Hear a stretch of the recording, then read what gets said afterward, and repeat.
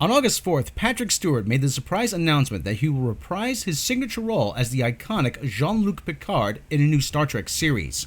The fan response to this new Star Trek series, of which literally nothing else has been confirmed at this early juncture, was overwhelmingly positive. So much so that a sizable chunk of the fanbase expressed significantly more enthusiasm about Picard's return at some unknown point of the future than about the return of Star Trek Discovery, which will launch its second season in just a matter of months. This is merely a symptom of a deeper systemic problem, which is also the reason why a Picard-centric Star Trek series starring the almost 80-year-old Patrick Stewart was greenlit at all. Despite the impression one might get from merely skimming the headlines proclaiming Star Trek Discovery to be a hit and a cultural phenomenon, Season 1 was a financial disappointment for all involved, and a quagmire of chaos and production problems behind the scenes. The issues that plagued Season 1 did not end with it, but have instead continued into Season 2. In this video, we'll explore how the upcoming Picard series is a direct response to the fan outrage over Star Trek Discovery, but how it may end up deviating from canon as much or even more than Discovery did, and why this is a wanted development. To do that, we will look back at Season 1 of Star Trek Discovery and the controversies surrounding it, before we go over the drama that has transpired in its aftermath and during the production of Season 2, both on a corporate and creative level, and how the upcoming Picard series will be influenced by corporate rights issues.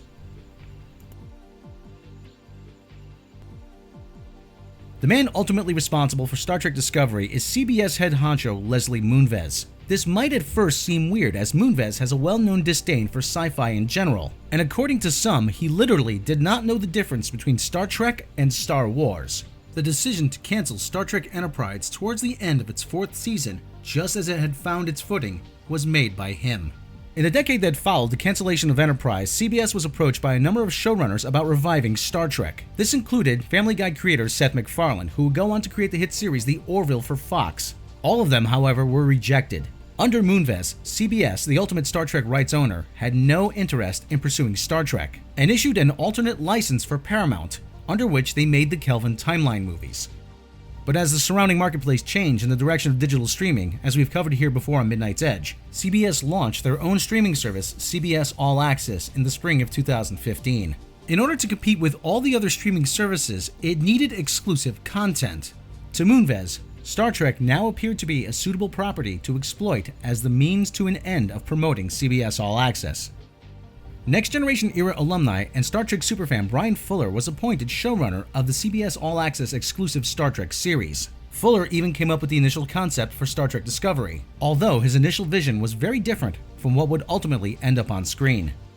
CBS All Access, however, was only available in the United States, so the series was sold to Netflix internationally, plus other networks in a few select markets around the world. Netflix paid so much for the international distribution rights that they in reality paid for the entire production of the first season, leaving CBS virtually risk-free. As we will see later, Netflix would end up regretting paying as much as they did. As we mentioned earlier, Les Moonves has a well-known disdain for sci-fi, and as such, at best, a limited understanding of sci-fi in general, and of Star Trek in particular. What he did have, however, was an understanding of the importance of CBS All Access to the overall strategy of the CBS Corporation, which may be why he saw fit to micromanage Star Trek Discovery, and shift both the story and designs in a direction which deviated even further from the canon than what Fuller wanted and legal requirements related to the licensing and rights issues required. Rather than using the existing fanbase as a starting point and expanding to new audiences from there, the decision was made to appeal to an imagined younger base of fans it was assumed would spring into existence at the expense of existing fans. Fuller and Moonves clashed over this, which resulted in Fuller being fired and Aaron Harberts and Gretchen Berg receiving Battlefield promotions to new showrunners. They used scripts already written under Fuller as a starting point, but changed them in accordance with the wishes of Les Moonves and executive producer Alex Kurtzman, and took the story in a new direction over the course of Season 1. Even before a single frame of footage was revealed to the public, the changes made would stir up controversy.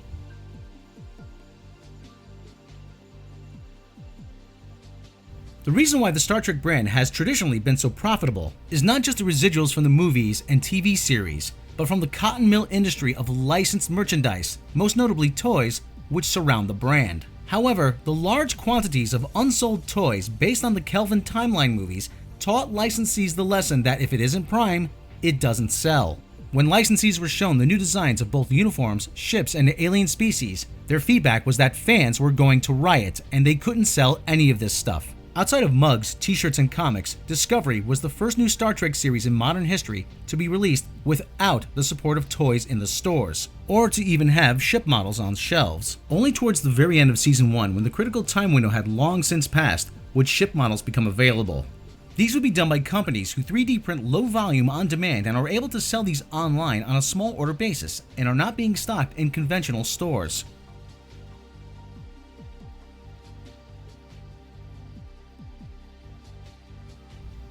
As predicted by the licensees, the designs and overall deviations from canon would cause a severe backlash in the fan community. It had caused a rift between those who hated it and those that kind of liked it.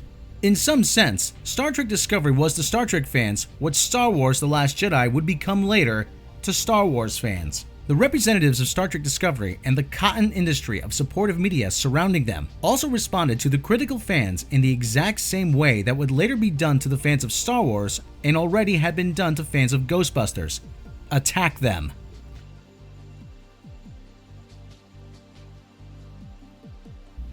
The most common fan complaints against Star Trek Discovery was that it was yet another prequel taking place before the original series, when fans wanted the series to move forward into uncharted territories into the post-TNG and Nemesis era. But since going back to the original series era was a given, what really rubbed fans the wrong way was the visuals and level of technology, which was in no way consistent with the era it was supposed to be in. All the while, the producers, for marketing purposes, proclaimed the series to be prime and canon, when it clearly was no such thing.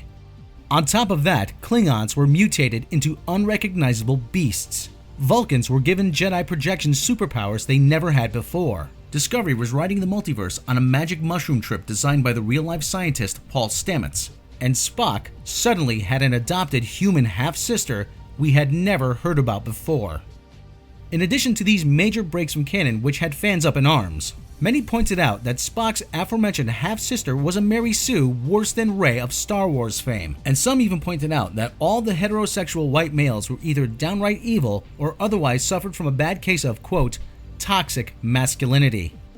This is what the Discovery supportive media latched onto, and labeled any and all fans not praising the series as the greatest thing since sliced bread for being racist, sexist, misogynist, transphobic, gay bashment, basement-dwelling alt-right trolls and Trump supporters. Discovery stars Jason Isaac and Anthony Rapp, who had allegedly been the subject of unwanted sexual advances from actor Kevin Spacey, even went so far as to attack both fans at large as well as individual fans on Twitter, but they were the exception, not the rule. Other cast members either stayed out of the discussion or were very civil in their discourse. Despite this outwardly aggressive front, however, there was trouble behind the scenes. The fan revolt did not go unnoticed. While Netflix had effectively paid for the production, leaving very little risk for CBS and other stakeholders, the backlash was bad for future relations with key partners. The lack of licensee interest represented a major loss in the form of unrealized licensing revenue, and Netflix were reportedly furious as well. They thought they had bought into something which would be loved and praised by the fans and perform a whole lot better than it did, and they made it clear to CBS that there would be consequences unless the situation was amended. Despite getting Season 1 essentially for free, indications are that CBS weren't all that happy with Discovery either. After the premiere of Star Trek Discovery, CBS did boast they had a single-day record for new subscriber signups, besting the mark set earlier that year by the Grammy Awards telecast. But no actual numbers were disclosed, making it difficult to gauge how successful the launch had been. The launch of Star Trek Discovery marked the first original content for the service. As such, it was always going to break any previous records. The only question was by how massive a margin. Whatever they might have said in public, indications are that margin wasn't as big as they would have wanted. The premiere was followed by a fire sale on CBS All Access subscriptions. This indicates that the record number of signups may have been followed by a record number of cancellations before the free week was up. Only the first half of Season 1 was done filming by the time the series premiered. The remainder of Season 1 underwent significant changes from what was initially planned when the order went out to unfuck this mess. By this time, Discovery was also hit by an external controversy in the form of a plagiarism accusation. A central plot point of Star Trek Discovery is how the ship is navigating space through a fungal mycelial network, navigated by what amounts to a giant space tardigrade. This plotline is uncannily similar to that of the point-and-click adventure game TARDIGRADE by indie game developer Anas Abdin, which was released on Steam Greenlight way back in November of 2014. The game is about a civilization that lived on Earth 20,000 years ago. They are on the verge of intergalactic travel, using giant tardigrades to travel anywhere in the universe. The main character, Carter, is a botanist that over the course of the game will discover the connection between the tardigrades and instantaneous space travel. Beyond the plot device similarities, the game also features an interracial homosexual couple, not unlike Stamets and Dr. Culber of Discovery fame.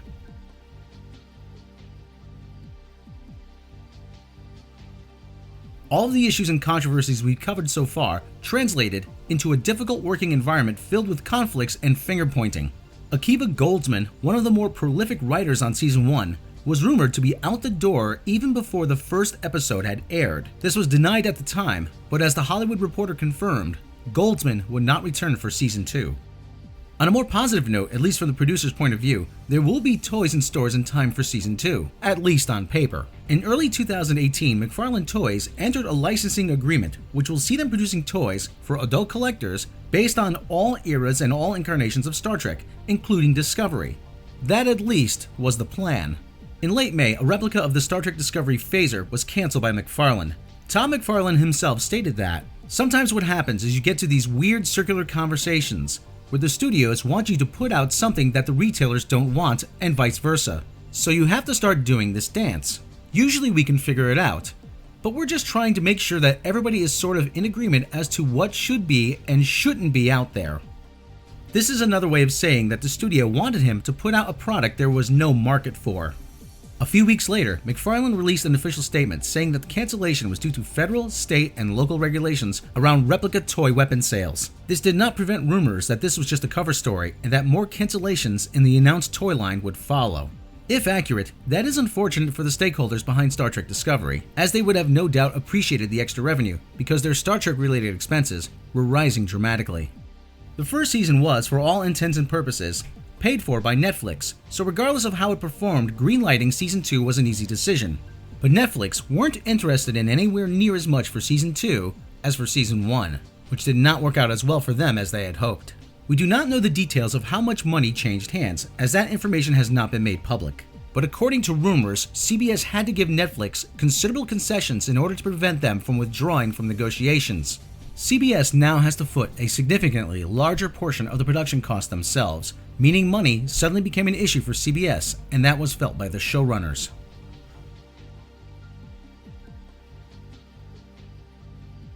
On June 14th, The Hollywood Reporter broke the scoop that showrunners Aaron Harberts and Gretchen Berg had been fired from Season 2 of Star Trek Discovery, midway through its production.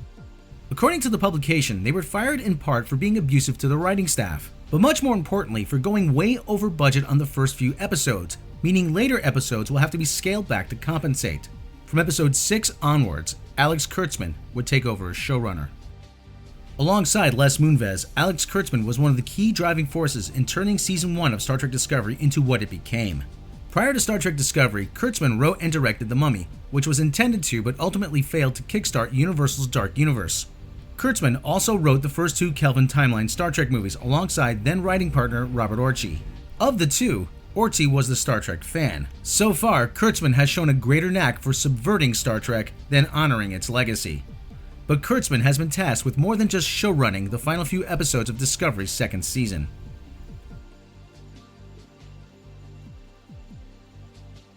On June 19th, CBS announced they had entered a 5-year deal with Alex Kurtzman, in which he would oversee the expansion of Star Trek on TV, or rather on CBS All Access. The deal is valid until 2023 and will see Kurtzman essentially function as the Kevin Feige of Star Trek. The ambition is for there to always be a new Star Trek on CBS All Access. It is now up to Kurtzman to decide which Star Trek and which direction to take it. A number of Star Trek projects are in various stages of development, such as the Nicholas Meyer-helmed Khan Noonien Singh series, a Starfleet Academy series, and an animated series. The only things formally announced so far, though, are a series of shorts, as well as the Jean Luc Picard revival series. Jean Luc Picard is back. On August 4, 2018, at Star Trek Las Vegas, Kurtzman brought Patrick Stewart on stage to formally announce the Jean Luc Picard revival series. Stewart told audiences that he may not, and I stress may not, be a captain anymore. He may not be the Jean Luc you recognize and know so well. It may be a very different individual, someone who has been changed by his experiences.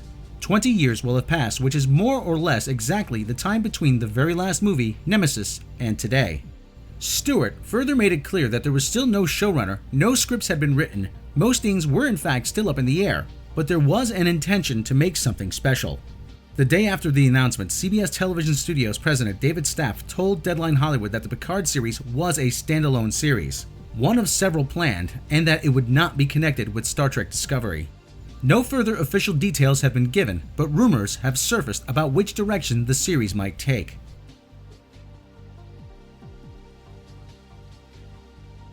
The rumors making the rounds come from many of the same sources that also accurately describe the controversies surrounding Season 1 of Star Trek Discovery before they became public knowledge.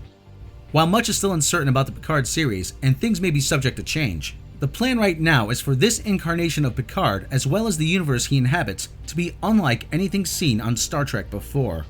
First and foremost, the series is allegedly rushed to serve as a possible replacement for Star Trek Discovery in the event that the series is cancelled following its second season.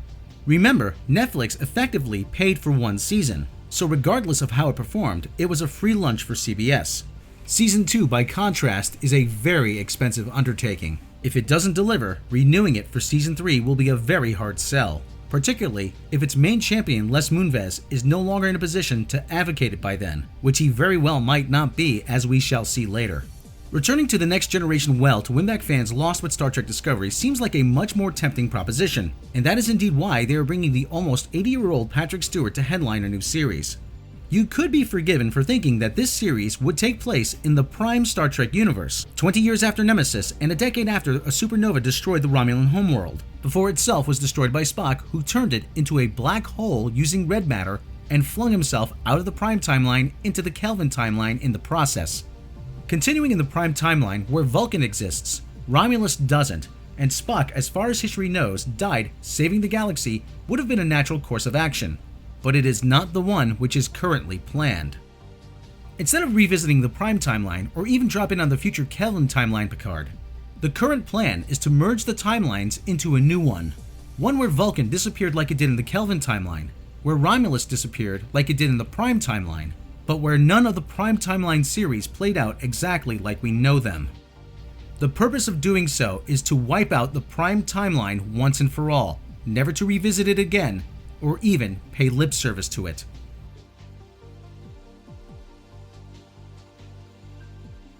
Behind it all are rights issues. Ever since the corporate split of the old Viacom Corporation in 2005, the ultimate owner of Star Trek has been the CBS Corporation, which actually is the old Viacom Corporation under a new name. As such, CBS owns all the character names, likenesses, and designs that we associate with the prime timeline, namely the original series, the animated series, all the Next Generation era series, and Enterprise. What CBS doesn't own, however, are the original 10 prime timeline movies. Ownership of them followed Paramount to the new corporate owner, a newly formed Viacom not related to the old. Through distribution agreements, Paramount would continue to bundle the movies they owned with the TV series CBS owned, so for catalog purposes, very little changed. What had changed was that in no longer being the ultimate brand owner, Paramount could no longer make any new Star Trek movies, which they wanted to do. CBS could make new Star Trek TV series, but under the reign of Les Moonves, CBS had no interest in doing so. This led to an alternate Star Trek copyright being issued by CBS to Paramount, one which would allow Paramount to make new Star Trek movies, but a legal requirement of this copyright is that Paramount Star Trek must visually and tonally differ from CBS's Star Trek.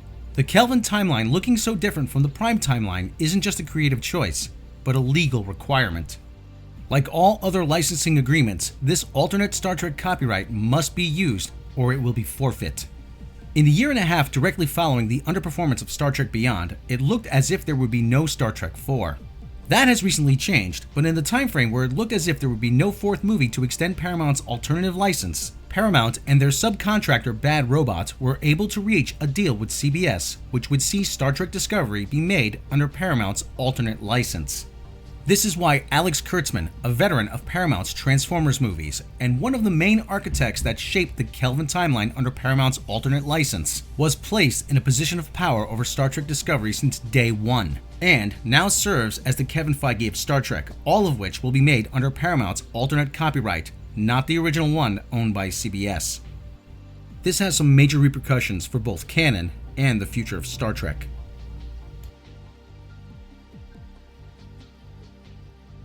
The only Star Trek merchandise income that befalls Paramount and Bad Robot is for the merchandise which is based on the likeness of characters and designs associated with their alternate Star Trek copyright. All merchandise income derived from merchandise based on the likeness of the original Star Trek characters and designs befalls CBS and CBS only.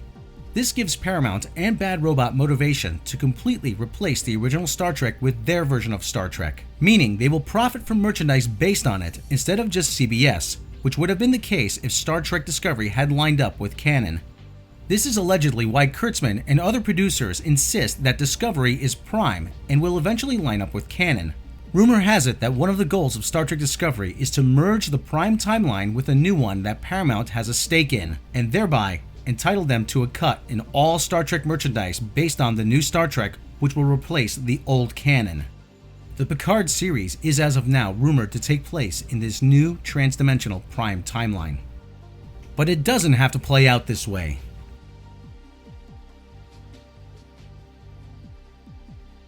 This has all happened under the watch of Les Moonves for the simple reason that his endgame is promoting CBS All Access. Working with Paramount on Star Trek means more content for CBS All Access, while taking up less of CBS's own resources. Also, CBS will still cash in on Paramount paying them a hefty fee for the alternative copyright in the first place. The only casualty here is Star Trek canon, which we already have established that Moonves doesn't care about. That is the path Star Trek is currently on, and the only way it can be changed is with a change of management. That change is coming. Over the years of political maneuvering and tried and failed mergers and acquisitions, Moonves has created a lot of powerful enemies that are working to have him removed. Moonves' position was further weakened when he got embroiled in the Me Too movement, as multiple women accused him of sexual misconduct and threatening behavior. Some rumors have it that he is already out the door, and it just hasn't been announced by the time of making this video. The removal of Moonves alone, however, will not save Star Trek canon, as the plans to achieve that are not already in motion, but already far along the way. The only way Star Trek canon can be preserved at this point is if Moonves' replacement, whoever that may be, makes the decision that CBS will benefit more from making Star Trek themselves under their own original copyright, rather than to hand over creative control to Paramount and engage in profit sharing with them, and subsequently moves to take Star Trek back. Do you think this could happen? And what would you like to see happen? Now knowing the direction the Picard series is currently heading, how excited are you for it? Let us know in the comments. Then, please help share the video and subscribe to Midnight's Edge and hit the bell, as we have much more Star Trek coverage lined up, both about the upcoming movies, the right situation, and all other related matters. For complete coverage on all things Star Trek, also check out our sister channel Midnight's Edge After Dark, as well as Overlord DVD, where the revelations made in Midnight's Edge videos will be further dissected and discussed in live shows. Also, if you like what we do, then please consider supporting us on Patreon, as Paramount does have a tendency to demonetize our videos.